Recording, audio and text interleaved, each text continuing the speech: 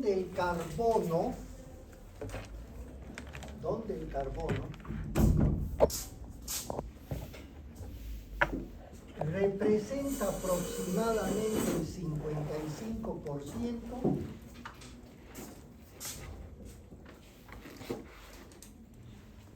el hidrógeno 7%,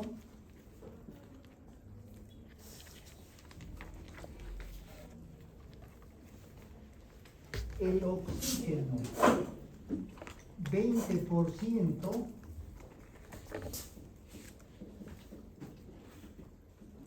y el nitrógeno 17 al 18%.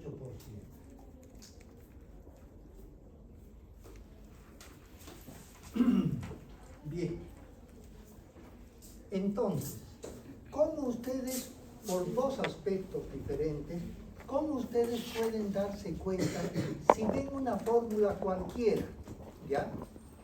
Una fórmula cualquiera.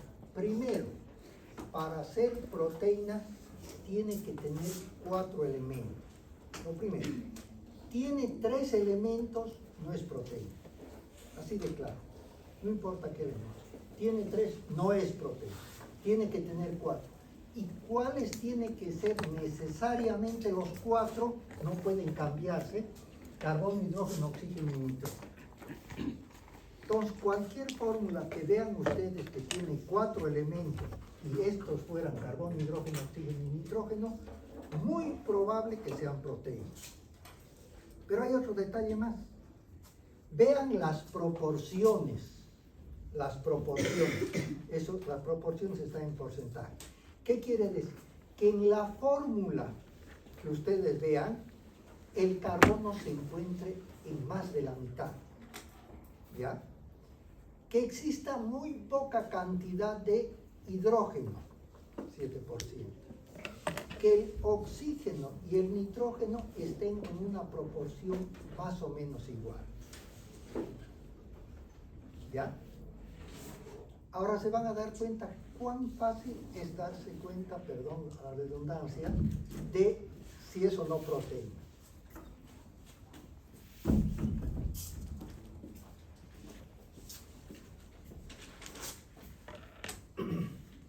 Si vemos esta fórmula, ¿es proteína o no es? No. Si vemos esta, puede ser, ¿sí? Porque tiene los 4 elementos. Ahora, fíjense.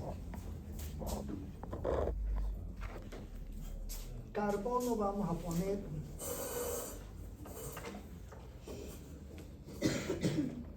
20 carbonos,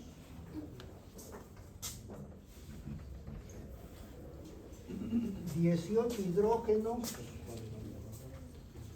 8 oxígenos, 7 nitrógenos. ¿Podría ser proteína? No, no es proteína. ¿Por qué? Mucha cantidad de hidrógeno, no es. ¿Ya? Entonces tiene que tener poca cantidad de hidrógeno y el oxígeno y el nitrógeno tienen que estar más o menos en proporciones similares. ¿Ya? Esto podría ser porque se encuentra en bastante cantidad.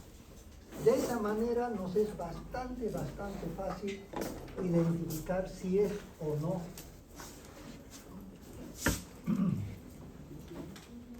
una proteína. Bien, ahora vamos a ver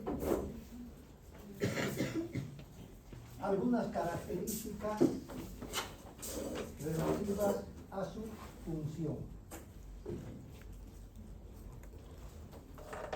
Algo que siempre les comento, la importancia de saber para qué sirve. Ya hemos dicho qué es, ahora para qué sirve el conocer sobre las proteínas. Ahí tenemos la función estructural, catalítica, contráctil, inmunológica, almacenamiento, diagnóstica, terapéutica.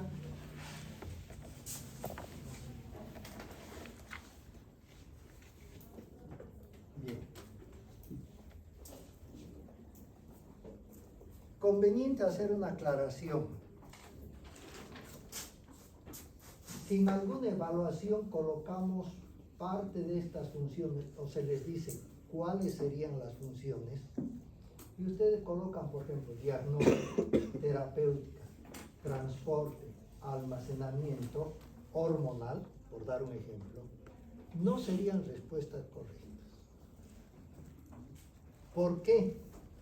Porque esas mismas funciones tienen los hidratos de carbono, los lípidos, no los ácidos nucleicos, tienen los mismos. Entonces, ¿qué es lo que tenemos que hacer?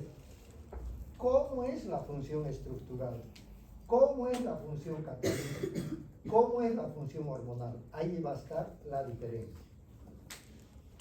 Función hormonal también tiene los lípidos en cuanto a su origen. Las hormonas, por ejemplo, pueden ser de origen proteico o origen lipídico. Entonces, si simplemente mencionamos hormonal, podría ser proteico, podría ser lípido. Almacenamiento podrían ser varios de los compuestos, sino cómo almacena, dónde almacena, que eso es lo que vamos a ver. Función estructural.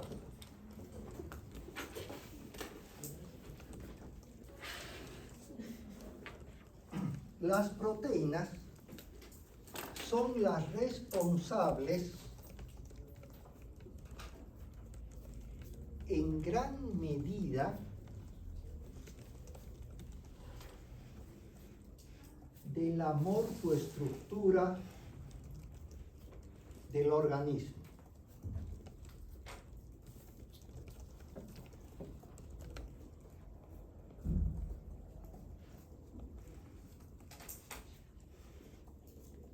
Responsables de los tendones, de los ligamentos, de las paneras,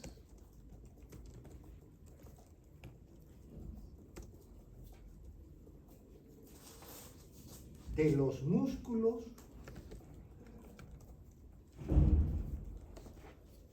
bien. ¿Qué quiere decir con esto? Que tenemos nosotros dentro de esta función estructural gran responsabilidad de las proteínas en todo el organismo, en todo el organismo. ¿Se acuerdan qué son las paneras? Bueno, las paneras son después vamos a ver un poco, son las proteínas más duras, ¿ya? Que no son solubles. Estas proteínas se encuentran ¿dónde? En las uñas, en los pelos, en el ganado, en las pezuñas, en los cuernos, ¿ya? No son comibles, pero son proteínas y forman parte de la estructura. El colágeno, que está muy de moda, ayuda parte a la composición de los huesos, de los músculos. Lo mismo la mioglobina en los músculos. Entonces, hay proteínas que participan en la formación de la estructura de los músculos. También hay proteínas que participan en la formación de un líquido fundamental que es la sangre. Fíjense entonces en cuántos componentes, en cuántas funciones estructurales tienen las proteínas. Tenemos la función catalítica.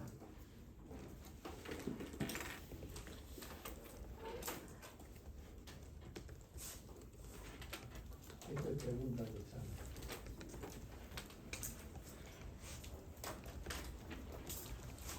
Si nosotros normalmente, por mencionar un ejemplo, estamos caminando, ya, es una actividad, si se quiere, suave, pero cualquier momento nos ponemos a correr. ¿Qué quiere decir? Que el metabolismo del organismo tiene que acelerarse, Vamos a tener más ATP, vamos a gastar más energía por el ejercicio, vamos a gastar más oxígeno. Todo eso va a significar la presencia de las enzimas. Las enzimas es una variedad de proteínas que se encargan de ¿qué? De acelerar la velocidad de las reacciones bioquímicas del organismo. Si no hubiera, esa es la función catalítica por si acaso, si no hubiera enzimas, no podríamos nosotros, de acuerdo al requerimiento del organismo, aumentar la velocidad de las reacciones. No podríamos. No podríamos respirar más rápido. Si nosotros hacemos una carrera, la frecuencia respiratoria va a aumentar con la finalidad de ¿qué? De proveer más oxígeno al organismo. Pero si no hubiera las enzimas, escúchenme, se lleva a cabo las reacciones bioquímicas sin enzimas. Se lleva a cabo. Pero ¿qué hacen las enzimas? Aceleran la velocidad de las reacciones bioquímicas. Otra de las funciones, contráctil. Siempre el organismo tiene para mantener su homeostasis, su equilibrio interno, tiene que tener algunas sustancias que le ayuden a hacer una reacción positiva, pero también una reacción negativa para estar en equilibrio. Por ejemplo, alguien tiene que ayudarle a contraer sus músculos si se necesita, pero no se van a quedar contraídos, ¿no? Alguien tiene que ayudarle a relajar. Entonces tenemos nosotros en la función contráctil, ¿ya?, una serie de proteínas. ¿Cuáles serían esas proteínas? Actina, miosina, tropomiosina, troponina. Son proteínas que nos ayudan a la contracción.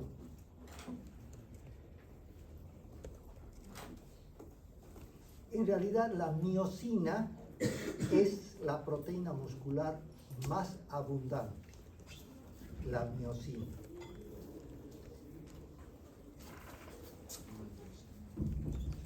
Bueno, el ejemplo anterior que les colocaba. Una función normal.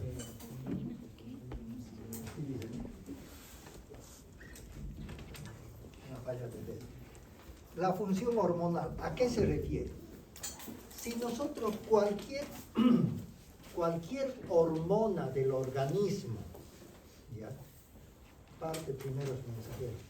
Cualquier hormona del organismo, la analizamos desde el punto de vista de sus elementos constituyentes, ¿ya?, de sus componentes constituyentes, los analizamos, los degradamos, vamos a ver que el origen de las hormonas puede ser origen proteico u origen lipídico, no hay más, ¿ya? Entonces tenemos hormonas que van a ser de origen proteico o, si se quiere, precursores de las proteínas, pero sigue siendo proteína. Por ejemplo, las hormonas de la glándula hipófisis, ¿ya?, son proteínas. Las hormonas de la glándula tiroides se puede considerar que son proteínas, son polipéptidos, ya vamos a hablar. ¿Qué quiere decir el polipéptido? Antes de ser proteína, pero se considera dentro del grupo de las proteínas. En las glándulas suprarrenales, una parte de las glándulas suprarrenales son proteínas, la otra parte son lípidos, ¿ya? Tenemos en la corteza y tenemos en la médula suprarrenal. Entonces, una parte de las hormonas de la corteza suprarrenal son de origen proteico y la otra parte son de origen lipídico.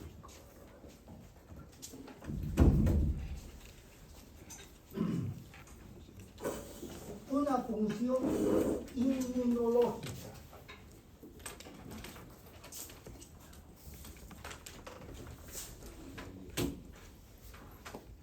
¿Qué esa función inmunológica.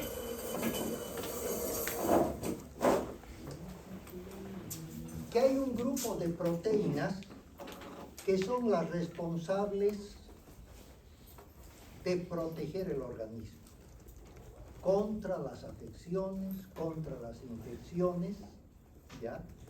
Va a cumplir ese papel de evitar que agentes externos vengan al organismo y le provoquen procesos inflamatorios, le provoquen procesos infecciosos. Son proteínas complejas que justamente con el COVID han adquirido mucho más importancia, ¿ya? Se llama proteína compleja porque no solamente está formado por aminoácidos, sino que algo más se les ha añadido. Estas proteínas que se llaman inmunoglobulinas. Globulina es la proteína simple y se le añade otro compuesto. Inmunoglobulinas. IgG, IgM, IgA son proteínas, son inmunoglobulinas. Cada una de ellas tiene su función específica, pero gracias al manejo de estas inmunoglobulinas, en la peor época del COVID al principio, uno podía darse cuenta de que si el organismo estaba en franca mejoría, si el organismo tenía esperanzas, si se quiere, de recuperar. ¿Por qué? Porque se le hacían los análisis y se decía presencia de inmunoglobulina M, IgM, inmunoglobulina M, quiere decir que el proceso estaba activo. Y si estaba activo el proceso y era ya bastante largo, quiere decir que el pronóstico no era de lo mejor, ¿ya?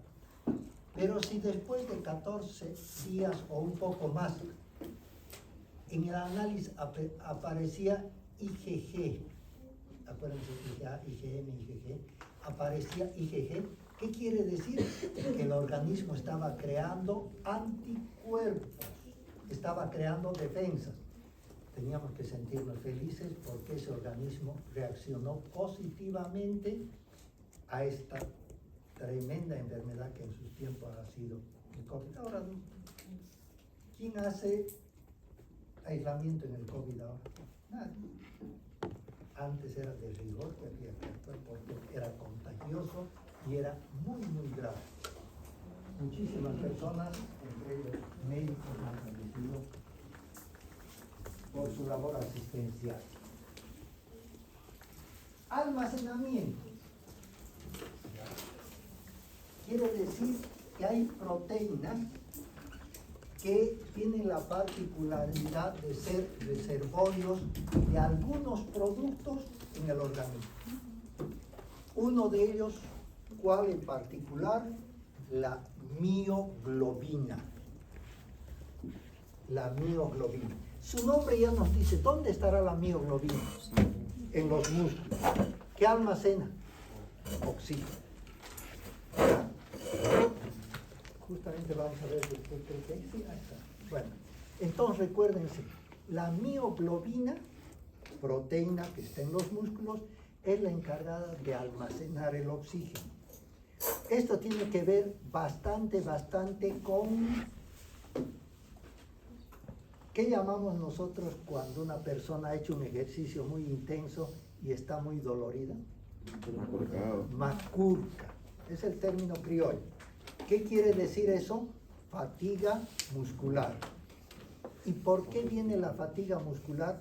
Porque se ha exagerado con el ejercicio y cada vez, si ustedes se dan cuenta, a medida de que uno hace más ejercicio, aumenta la frecuencia respiratoria, ¿o no? En lugar de ser 16, 25, 30, comienza a fatigarse porque necesita mayor cantidad de oxígeno.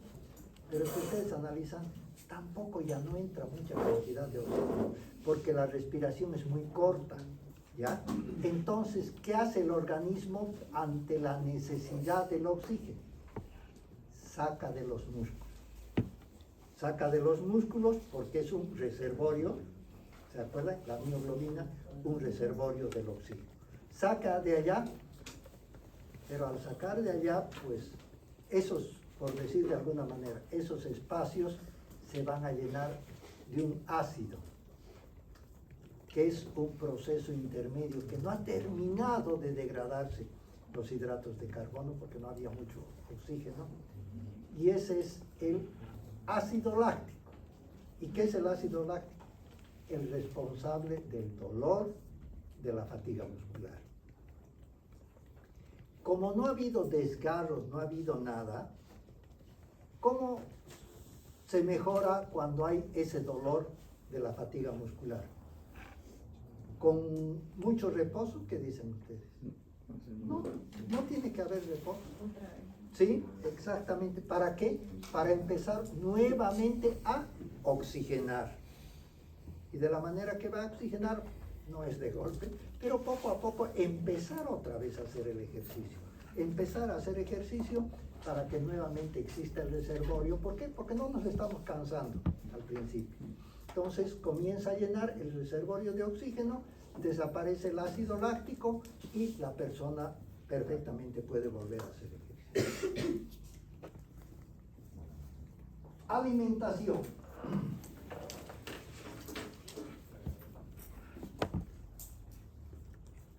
Las proteínas son los responsables, o son las responsables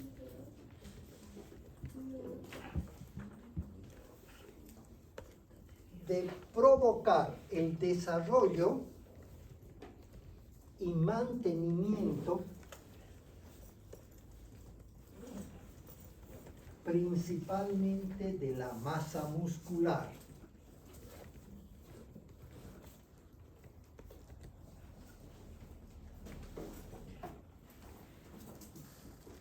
Estas proteínas pueden ser de origen animal o proteínas de origen vegetal.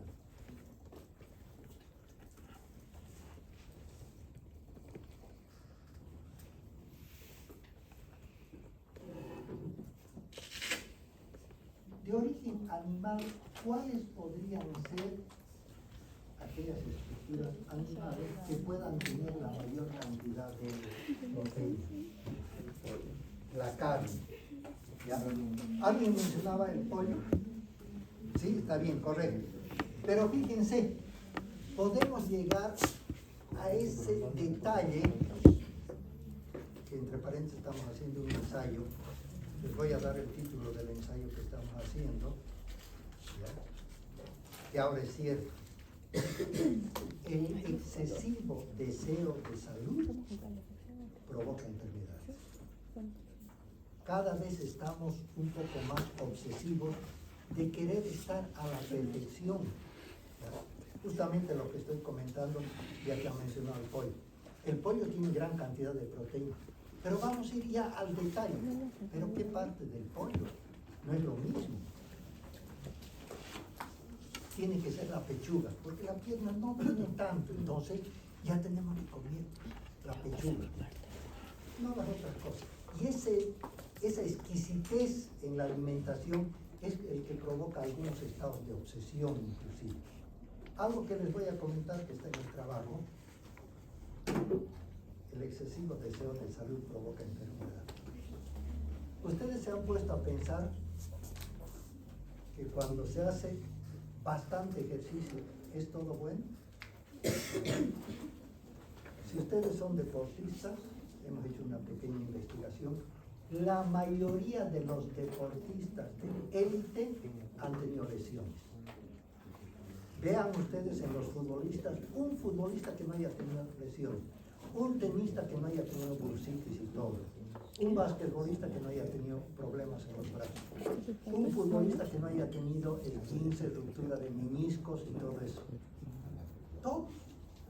Todos tienen. Entonces, cuando queremos ser más perfectos, corremos el riesgo de enfermarnos. Dígame, ¿qué podríamos comer? Llegando a esa exquisitez, a ese detalle, que es lo que nos va a enfermar. ¿Qué podría ser un buen alimento?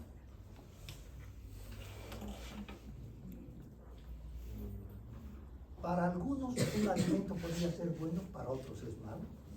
¿Las frutas es bueno para todos? No. ¿La carne es bueno para todos? No. Si una persona come excesiva cantidad de carne, proteínas excelentes, ¿qué va a tener? La gota, el ácido úrico. ¿Ya? La leche, por la grasa. Imagínense cómo estamos viviendo en esa etapa del detalle, que la leche natural ya no es lo mejor. Comenzamos con ese detalle. Leche deslactosada, leche descremada, leche desnatada. Todo se está buscando a ese estado. ¿El jugo de naranja es bueno? Tampoco. Porque el jugo de naranja, ¿qué es lo que tiene? Vitamina C, dirán, sí, pero para tener la cantidad que actualmente se necesita de vitamina C, hay que consumir aproximadamente unas 15, 20 naranjas por día, cosa que no es posible. Pero tomamos jugo, pero el jugo que es de muchas naranjas, ya, lo que se sirve es hidratos de carbono, porque ni siquiera ya tiene fibra, no tiene fibra el jugo de naranja, solamente es hidratos de carbono y algo de vitamina C. Entonces, la uva podría ser, pero los diabéticos no pueden. Entonces, tendríamos que ver qué alimento puede ser para todos, ¿no? La manzana, la fruta. Todos siempre tienen sus obsesiones, objeciones. Bueno, una prueba diagnóstica, una de las funciones que las proteínas nos sirven para saber el estado nutricional de las personas. Como es diagnóstica, quiere decir que nosotros podemos prescribir ya en una receta para saber cuál es el estado de nutrición que tiene una persona. ¿Y cómo se pide esa prueba?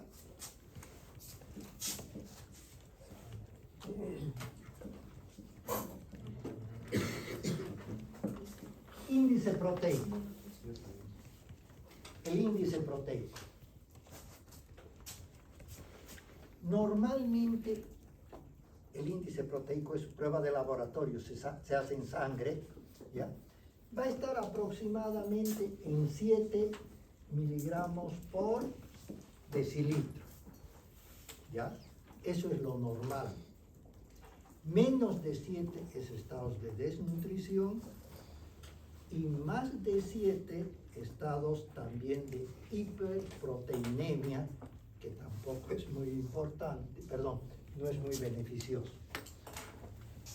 Este índice proteico va a estar formado por algunas globulinas que se verá después, pero esto es lo que nos da. No sé si han oído hablar de kwashiorkor alguna vez. ¿Sí? Bueno, hay cierto tipo de estados de desnutrición, que eso se ha visto parte en los niños en el África, que increíble, son desnutridos los niños, pero tienen una barriguita enorme. ¿Ya? ¿Quién va a creer que están desnutridos y enorme la barriguita? Y el pelo se llama en bandera. ¿Qué quiere decir? Que el pelito lo tienen en colores, no es que se han tenido. ¿Ya? Aquí se está despigmentando. Y lo paradójico, la barriguita grande, y lo que se les tiene que dar, quien creyera, es líquido. ¿Pero qué tipo de líquido? Infusiones con proteínas, aminoácidos. Se le coloca, entonces ese líquido comienza a estabilizarse porque se sale de los compartimentos, porque no tiene con qué mezclarse. Están desnutridos. Entonces, al colocarles un poco de aminoácidos, que son las unidades que van a formar las proteínas, entonces ese niño comienza a disminuir la cantidad y el pelito también comienza un poco a componer. Bien.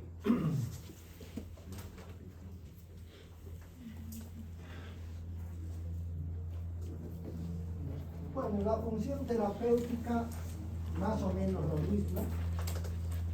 En la función terapéutica nosotros tenemos cierto tipo de proteínas que son líquidas, proteínas que son pulverulentas, proteínas que son granulosas, que nos sirven como tratamiento, no solamente como alimentación, para decir, coma, acá es un tratamiento, viene la prescripción en receta. ¿Por qué? Porque en las farmacias hay aminoácidos en infusiones, en suero. Un suero de aminoácidos es para un tratamiento. Pero también hay en forma pulverulenta, en forma de polvo. ¿Cuál es de los más conocidos? Que normalmente las personas mayores que pierden masa muscular consumen, que es el colágeno. Colágeno hidrolizado es como leche en polvo, se saca unas cucharillas, se mezcla con agua, se toma, porque es la forma de recuperar un poquito las proteínas perdidas generalmente por la sangre. Bien. Tenemos también transporte. No tenemos que confundirnos. ¿Qué función tiene la hemoglobina? ¿Se acuerdan qué función tiene? ¿Qué función tiene la mioglobina? Almacenamiento de oxígeno. En este caso, la hemoglobina es la responsable, no del almacenamiento, del transporte del oxígeno. Entonces, la hemoglobina es una proteína compleja, va a ser la que va a transportar el oxígeno y la mioglobina va a almacenar el oxígeno. Bueno, estas serían las principales funciones con las correspondientes relaciones.